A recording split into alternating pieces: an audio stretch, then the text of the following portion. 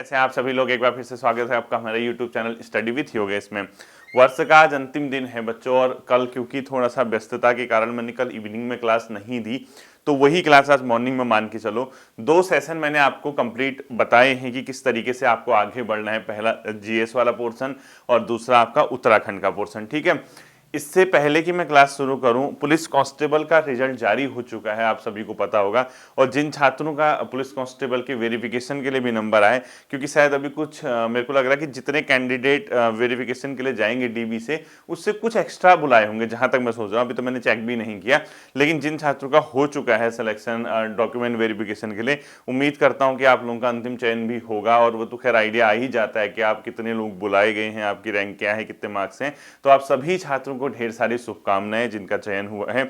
और जिनका चयन नहीं हो पाया बच्चों किन्हीं कारणों की वजह से, तो निराश या हताश नहीं होना है। अभी तो आपकी जर्नी शुरू हो रही है यार। आप तो कितने पुलिस कांस्टेबल का मतलब अंडर 21 22 के बच्चे हो, ठीक है। 22 21 22 22 23 साल के आसपास के आप बच्चे हो, तो बहुत छोटी उम्र है बच्चों। यहाँ लोग 30 32 32 साल तक हार नहीं मान रहे, और उस उम्र में जाके भी बड़े बड़े अच्छे अच्छे एग्जाम निकाल रहे हैं। तो अभी शुरुआत है, छोटी मोटी चीजों से परेशान होने की जरूरत नहीं है, विचलित होने की जरूरत नहीं है। जहां कमी रहेगी तो उसको सुधारने की जरूरत है, ठीक है। क्योंकि आपके साथ तो क्या है, जर्नी स्टार्ट करने में और आगे जाने में बहुत एक मतलब अपने आप पे क्या है, कई तरीके से रास्ते में जो है रुकावटें आती हैं, कई प्रकार की चीजें समस्याएं सामने देखने को मिलती हैं। तो उन्हीं में से सफलता असफलता एक चीज है बच्चों। किसी का हुआ आज, वो फिर कल आपका अगले एग्जाम में आपका हो जाएगा। कई लोग ऐसा होता है कि कई सालों से प्रैक्टिस करते हैं, तैयारी करते हैं, नहीं हो पाता, लेकिन कुछ लोगों का एक आध बार में ही हो जाता है। तो सबका अपना अपना है, ठीक है। तो जिनका नहीं हो पाया, निराश होने की जरूरत नहीं है। आप लोगों के लिए आगे मौके आएंगे। पुनः आप उन मौकों के आधार पर क्या करोगे, अपना सिलेक्शन लोगे। मैं उम्मीद करता हूं नई शुरुआत करोगे 2026 से। दूसरा, कल प्रवक्ता का भी नोटिफिकेशन जारी हो गया है। अब जो है आपका प्रवक्ता के नोटिफिकेशन के बाद आपका सिर्फ उसमें क्या है, मेन से होना है, प्रीलिम से नहीं है उसमें अब। यानी आपके 2 पेपर होने हैं सब्जेक्ट के, और एक ही दिन आपके एग्जाम होंगे। और जिसने फॉर्म पहले भरा है, शायद उसको नहीं भरना होगा, चेक कर लेना। और उसमें एक नोटिफिकेशन पढ़ रहा था मैं, जिसे नए सिरे से पुनः भरना है, तो पुराने वाले फॉर्म को उसको कैंसिल करना पड़ेगा, ठीक है। वो आयोग की वेबसाइट पर जाके आपको सारी प्रोसीजर दिख जाएगी। तो प्रवक्ता के एग्जाम की तैयारी करने वाले छात्रों को भी ढेर सारी शुभकामनाएं। आपके पास एक अच्छी अपॉर्चुनिटी, एक अच्छे डिपार्टमेंट में शिक्षक बनना अपने आप में गर्व का एक क्या है बच्चों, बताइए गर्व की बात है कि हर कोई इस जगह नहीं जा पाता है। टीचिंग करना या बच्चों को पढ़ाना एक अपने आप में अलग ही क्या है, सेवा है। यानी एक शासकीय सेवाओं में शिक्षक के रूप में अपनी सेवाओं का जो अपने आप में निर्वहन करते हैं, बहुत अलग चीज है। समाज के लिए कार्य करता है, आप देश का और राज्य का या हम सबका जिसका भी वो भविष्य बनाते हैं। तो आप सभी छात्रों को ढेर सारी शुभकामनाएं। अच्छे से ईमानदारी से मेहनत कीजिए। मैं उम्मीद करता हूं कि आप प्रवक्ता के एग्जाम में सिलेक्शन जरूर लेंगे, ठीक है। इसके साथ ही बच्चों, क्योंकि अब कल मैंने कहा कि कल से नई क्लासेस शुरू होंगे, एक चीज इससे पहले मैं कुछ बोलूं तो एक चीज ध्यान से सुनना। क्या पता कल पहले, जैसे मैंने कहा कि कल से क्लासेस आएंगी, हो सकता है कि कल न भी आए, ठीक है। अगर कल नहीं आएगी, क्योंकि आज वर्ष का अंतिम दिन है, थोड़ा सा न्यू ईयर होता है, इधर उधर मंदिर वगैरह जाना, कई लोग जो है घूमने फिरने निकलते हैं या नए तरीके से शुरुआत करते हैं। 1% अगर कल क्लास नहीं आई, ध्यान से सुनना, 1% अगर नहीं आई तो फिर परसों 2 तारीख से आएगी, ठीक है। तो मैं कोशिश करूंगा कल दूंगा क्लास, क्योंकि कई छात्र कहते हैं कि सर आज हम लोग जो है मतलब वर्ष का अंतिम दिन है, घूमने फिरने जा रहे हैं, क्योंकि वो हर चीज है, क्योंकि ये होता है बच्चों। जैसे हम लोग भी आपकी उम्र में थे, यानी जब तैयारी वगैरह करते थे, तो वर्ष का अंतिम दिन है, घूमना फिरना ये करना। नए दिन से भी सोचते हैं कि चलो स्टडी करेंगे, बिल्कुल मंदिर वगैरह में जाके पूजा पाठ करने के बाद फिर नए सिरे से शुरुआत करता है इंसान। तो मैं कोशिश करूंगा कि कल क्लास दूं, लेकिन 1% नहीं आई तो फिर परसों से हम रेगुलरली स्टडी वाली वीडियो देखेंगे, ठीक है। अंतिम चीज आपकी बची हुई थी बच्चों, वो बची थी रीजनिंग, हिंदी एंड कंप्यूटर, ठीक है। यानी मैंने आपको 40 नंबर के उत्तराखंड का पैटर्न बताया, क्या क्या पढ़ना है। 25 नंबर के मैंने आपको जीएस वाला पोर्शन बता दिया कि कैसे करना है। और लास्ट जो बचता है बच्चों, तीसरी चीज है reasoning plus Hindi then computer, ठीक है। और ये पूरा सेक्शन अगर आप देखोगे तो लगभग 30 से 35 नंबर का ही रहता है लगभग, ठीक है। 35 मार्क्स का आप मान के चले ये। अब यही आज के दौर पे अगर आप नए छात्र हैं, नए छात्र जो पहली बार तैयारी कर रहे हैं या जो नए सिरे से तैयारी कर रहे हैं, उनके लिए तो वो बहुत महत्वपूर्ण है, जो मैं 2 क्लासेस में बता चुका हूं, जीएस और उत्तराखंड। साथ ही साथ उतना ही महत्वपूर्ण ये वाला पोर्शन भी है, जो क्या कहते हैं अपने आप में 35 नंबर का है, ठीक है। लेकिन एक ऐसा छात्र जो पिछले 2 ढाई साल से तैयारी कर रहा हो, जिसको एक आइडिया है कैसे क्वेश्चन पूछे जाते हैं, क्या पूछे जाते हैं, उसके लिए उन 2 सेक्शन से ज्यादा इंपॉर्टेंट ये तीसरा सेक्शन है। क्यों ऐसा है देखो, वो छात्र जो 2-2.5 साल से तैयारी कर रहा है उसको ये पता है कि उत्तराखंड का लेवल क्या है, किस तरीके से क्वेश्चन पूछे जाते हैं और वो क्या स्कोर एग्जामिनेशन हॉल पे कर पा रहा है। यानी आप खुद जानते हैं कि आप जो है 40 में से 27 नंबर, 25 नंबर, 26 नंबर लेके आ रहे हैं, तो अगर आप हल्का सा अपने आप को पुश करेंगे, हल्का सा धक्का देंगे तो आप 30 के आसपास पहुंच जाएंगे। ठीक है, आप ये जानते हैं कि जीएस में अगर 2-2.5 साल से तैयारी करने के बाद 25 में से अगर आप 16-17 नंबर के आसपास लेके आ रहे हैं तो मोर देन इनफ है। लेकिन मेन कहानी खराब कहां हो रही जानते हैं आप लोग? हिंदी में कितने नंबर आ रहे हैं बताया आजकल अधिकांश छात्रों के? 10 नंबर, 8 नंबर, 9 नंबर। बहुत ही कम छात्र हैं ऐसे जो 15-14 का स्कोर कर पा रहे हैं, और उसमें आपकी गलती है भी नहीं। मैं ये भी नहीं कहूंगा कि आपकी गलती, क्यों? क्योंकि हिंदी का जो सिलेबस है कंप्लीटली व्याकरण आधारित है, लेकिन जो क्वेश्चन आते हैं वो व्याकरण से हटके आते हैं, यानी हिंदी ग्रामर से हटके क्वेश्चन आते हैं। अब आप कहोगे कि सर ऐसी परिस्थिति में, ऐसे केस में जब हमें सिलेबस दिया है और वो व्याकरण आधारित सिलेबस है, हम क्या करें? आप ये कर सकते हैं कि आपके हाथ में जो चीज है, कंट्रोल आपके हाथ में इतना ही है कि आप उसके सिलेबस को सही तरीके से तैयार करो। सिलेबस का अर्थ जैसे हिंदी भाषा का विकास दिया हुआ है, या हिंदी बोलियां दी हुई है, या संज्ञा सर्वनाम दिया है, या अपने आप में संधि दी है, या इसके अलावा अलंकार दिए हुए हैं, या इसके साथ साथ ही जो और भी चीजें, वाक्य रचना, वाक्य के भेद दिए हैं, साथ ही साथ शासकीय, अर्धशासकीय या जो पत्र होते हैं, या हिंदी साहित्य के अंदर जो राइटर होते हैं उनसे संबंधित। तो आपके हाथ में सिर्फ इतना है कि आप सिलेबस तैयार करके जाओ अच्छे से। ठीक है, अब आप कहोगे सर सिलेबस तैयार तो हम करते हैं, हर बार ही करते हैं, लेकिन स्कोर नहीं हो पाता है। तो वहां पे क्या होता है बच्चों, अगर आप अच्छे से सिलेबस करके जाएंगे तो हो सकता है कि आप जिस एग्जाम को नेक्स्ट टाइम देने जाएं वहां हिंदी ग्रामर के क्वेश्चन देखने को मिल जाए, लगातार 20 क्वेश्चन में से 17-18 क्वेश्चन नॉर्मल पेज पे पैटर्न पे पूछ दे। तो उस केस में ऐसा नहीं होना चाहिए कि हमने लाइटली उस चीज को लिया हुआ है। तो आप क्या करना, आप इसके सिलेबस को अच्छे से देखना, 1 बाय 1 आप अपने सिलेबस के टॉपिक कंप्लीट करना। पहला कर्तव्य ये होना चाहिए, पहला काम है सिलेबस की टॉपिक कंप्लीट करना। ऐसा नहीं कि सिलेबस की कंप्लीट नहीं हुए, उसके अलावा हिंदी, जौनसारी, अपने आप में गढ़वाली, कुमाऊनी, इन शब्दों को याद करने में लगे हो, ये लोकल संस्कृति के मुहावरे याद करने में लगे, वो सेकेंडरी है। वो तब आपका सही है जब आप अपना सिलेबस कंप्लीट कर चुके हैं हिंदी का। अब पता लगा भाई क्या पढ़ रहा है, बोला सर आजकल ऐसे ऐसे क्वेश्चन पूछ रहा है, वो कितने आते हैं? 203 नंबर आते हैं ना। उसके अलावा तो आपका हिंदी व्याकरण का ही पोर्शन है और उसी में क्वेश्चन घुमा फिरा के पूछते हैं। तो मैं ये मानता हूं कि मैं खुद भी इस चीज को स्वीकार करता हूं। अगर आप अधीनस्थ सेवा चयन आयोग के पेपर देखेंगे हाल फिलहाल के दिनों में, सबसे टफेस्ट जो पोर्शन रहा है वो हिंदी का रहा है। आप 20 नंबर में से हिंदी के पोर्शन में जो 10 नंबर, 11 नंबर का स्कोर रहता है, वही सबसे ज्यादा क्या है बच्चों, अपने आप में कॉम्प्लिकेटेड पोर्शन रह रहा है छात्रों के लिए। तो ऐसी परिस्थिति में आपको क्या करना है, आप एक हिंदी ग्रामर की किताब लेके आना, जो भी आप पढ़ते हैं। अब देखो, मैं सजेशन नहीं दूंगा, मैं इसलिए सजेशन नहीं दूंगा क्योंकि आप इतना समझदार खुद हैं बच्चों। आज की डेट पे, आज की तिथि पे आप सिलेबस चेक करना कि आपकी कौन कौन से टॉपिक है। आप जिस भी बुक स्टोर पे जाते हैं, आप उनसे कहना कि हिंदी व्याकरण की कोई किताब दिखाइए।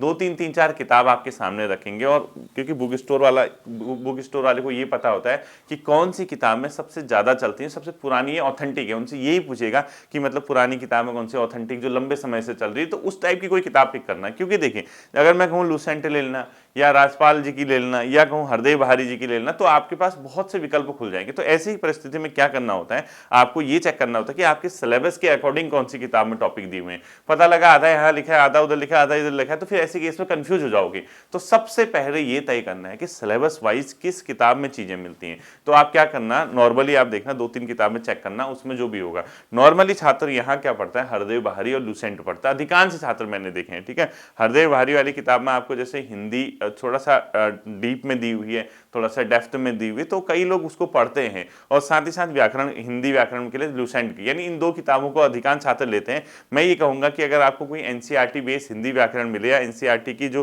किताबें होती है उसमें कहीं हिंदी व्याकरण देखने को मिलता है, तो उसको जरूर पढ़िएगा। आप खोजबीन आपने करनी है, आपने मार्केट जाके जहां भी आप जाते हैं उनसे पूछिए कि कोई एनसीईआरटी बेस भी है आपके पास हिंदी व्याकरण। अगर वो कहता है कि हाँ एनसीईआरटी बेस है, ये जो एनसीईआरटी की किताब है, ये एनसीईआरटी की किताब है, इसमें हिंदी है, और उसके अलावा आप उसके साथ कोई कॉम्पिटिटिव एग्जाम की हरदेव बहारी वगैरह ले सकते हैं। इन दोनों किताबों को अच्छे से टॉपिक वाइज रेडी करने के बाद आप कम से कम 12-13 नंबर का स्कोर कर लेंगे। उसके अलावा जो 7-8 नंबर पूछता है बच्चों, वो आपके भाग्य पे। हो सकता है कि कोई ऐसा वर्ड पूछ दे जो आपने कभी सुना ही नहीं और उसका अर्थ पूछ दे, या ऐसा वर्ड पूछ दे जो आपने बहुत इजीली सुना है और ने नहीं सुना। तो हिंदी के लिए आपको कुछ नहीं बच्चों, नॉर्मली अपने सिलेबस को सही तरीके से पढ़ के जाना है। उसके बाद हिंदी, कुमाऊनी, गढ़वाली और ये जो चीजें हैं, इसमें अनावश्यक समय मत देना। क्यों? क्योंकि 2-3 नंबर का पोर्शन तो है, लेकिन उस 2-3 नंबर के पोर्शन के चक्कर में ऐसा ना हो कि बाकी 10-12 नंबर का पोर्शन आप लाइटली ले रहे हैं और वही चीजें लास्ट में गलत हो जाए। आप अपने कर्म पे डटे रहिए। कर्म क्या है? हिंदी का सिलेबस कंप्लीट करना। सिलेबस कंप्लीट करने का तात्पर्य यह है कि आप एक ऐसे कंफर्ट जोन पे पहुंच जाएंगे जहां आप स्कोर करने में सक्षम हैं 10, 12, 13 नंबर। ठीक है, पहली चीज ये ध्यान रखनी है।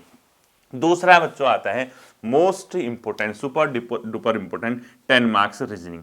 ये आज की डेट पे एक गेम चेंजर है। मतलब मैं आपको ये बताऊं, इतना बड़ा गेम चेंजर है, इतना बड़ा गेम चेंजर है, जिसने इस रीजनिंग में स्कोर कर दिया उसका काम बनना तय है। क्यों? क्योंकि ये 10 नंबर में अधिकांश से अधिकांश छात्र ग्रुप सी की तैयारी करने वाले रीजनिंग के क्वेश्चन नहीं कर पा रहे अधीनस्थ सेवा चयन के। और क्यों नहीं कर पा रहे? एक तो ये सोच रहे हैं कि रीजनिंग ही तो है, दूसरा उत्तराखंड से पढ़ने से बाहर फुर्सत ही नहीं है। यानी वो उत्तराखंड इतना तैयार कर दे रहे कि उनको उत्तराखंड से बाहर कुछ समझ ही नहीं आ रहा कि और भी चीजें होती हैं। गेम चेंजर जो है आपका रीजनिंग है बच्चों। अब आपको ये रीजनिंग कैसे करनी है, क्या करनी है, ये ध्यान से सुनना। डेली अपनी आदत, अगर आपको बहुत, कई बच्चे तो ऐसे जो बैंकिंग की तैयारी किए हुए हैं, कई बच्चों की जो एसएससी वगैरह की तैयारी की है, तो उनकी तो रीजनिंग ठीक है।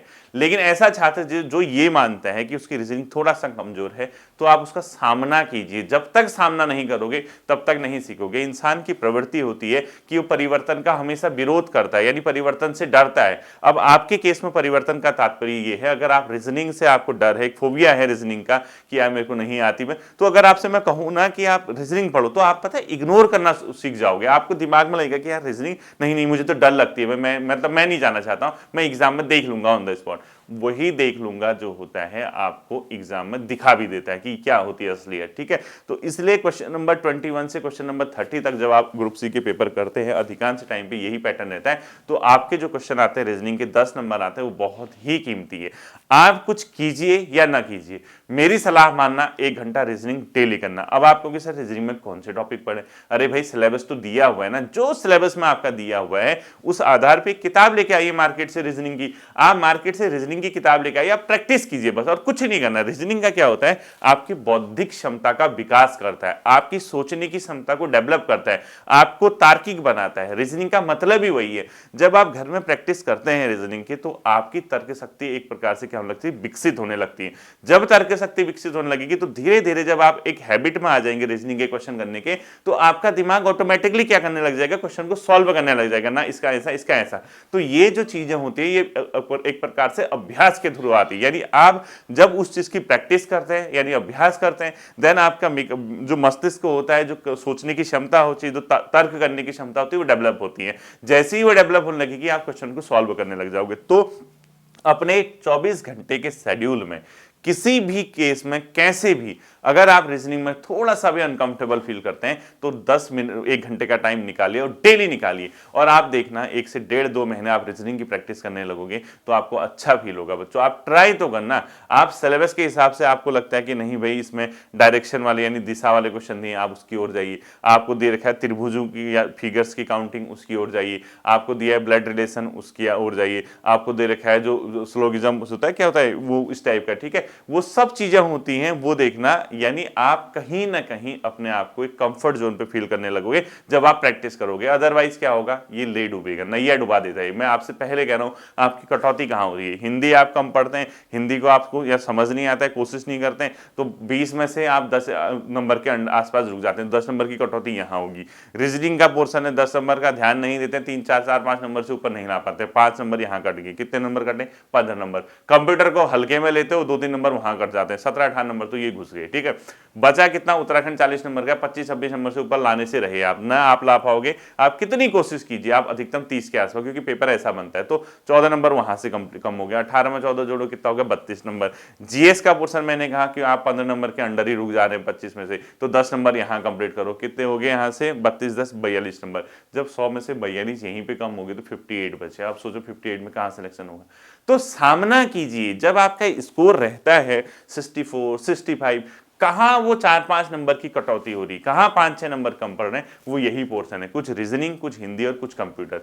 इसके बाद तीसरा टॉपिक, पहले क्या होता था, अधीनस्थ सेवा चयन आयोग ने जब कंप्यूटर का सिलेबस जारी नहीं किया था तो रैंडमली कुछ भी पढ़ लेते थे लूसेंट वगैरह से। आज की डेट पे कंप्यूटर की 5 यूनिट दी हुई है और 5 यूनिट के मतलब मान के चलिए 5 क्वेश्चन आने ही आने, ठीक है। तो कंप्यूटर के टॉपिक जैसे 10-12-13 टॉपिक तो मैंने कंप्यूटर के कराए हुए हैं, अगर आप देखना प्लेलिस्ट में चेक करना, इसी चैनल के प्लेलिस्ट में चेक करना, कंप्यूटर के टॉपिक कराए हुए हैं सिलेबस के हिसाब से। अब उन टॉपिक्स को मैं आगे कवर करूंगा, ठीक है, यानी उसी फोल्डर को आगे बढ़ाऊंगा, तो आपका मैं उम्मीद करूंगा कि काम बन जाएगा। जैसे ही जैसे मैं कंप्यूटर पढ़ाऊंगा आपको धीरे धीरे मैं बताऊंगा कि कंप्यूटर में ये टॉपिक यहां से तैयार करना है, ये टॉपिक यहां से करना है। हम पढ़ेंगे सिर्फ और सिर्फ सिलेबस को, ठीक है। जब हम सिलेबस पढ़ेंगे तो हम एक ठीक ठाक पोजीशन पे अपना तैयारी में पहुंच जाएंगे। ये था आपका अंतिम सेक्शन। अब तीनों सेशन जोड़ोगे तो 100 मार्क्स का आपका इस आधार पे पेपर बनता है। मैं उम्मीद करूंगा कि कल से परसों से, यानी अगर कल नहीं आ पाई, आप समझ रहे हैं, कल किसी केस में अगर क्लास नहीं है तो परसों से कंफर्म आएगी, ठीक है। मैं कोशिश करूंगा कि कल ही आ जाए। 1% अगर कल नहीं आ पाई तो परसों से कंफर्म आपकी क्लासेज आएंगी। आप पूरी तरीके से तैयार रहिए, मेहनत कीजिए, 2026 को अपने पक्ष में क्या कीजिए, आप कन्वर्ट कीजिए, ठीक है। इन्हीं बातों के साथ आपको नए नववर्ष की अग्रिम शुभकामनाएं बच्चों। मैं उम्मीद करता हूं कि वर्ष 2025 में अगर आपके साथ कोई ऐसा फेलियर वगैरह हुआ तो वो रिपीट नहीं होगा। आप आने वाले साल में एक सफलता हासिल करेंगे, अपनी मंजिल हासिल करेंगे, उसके आधार पे आप क्या करेंगे, सब जगह मतलब अपना नाम रोशन करेंगे। फिर मिलते हैं अगले सेशन पे, अपना ध्यान रखिएगा। Thank you.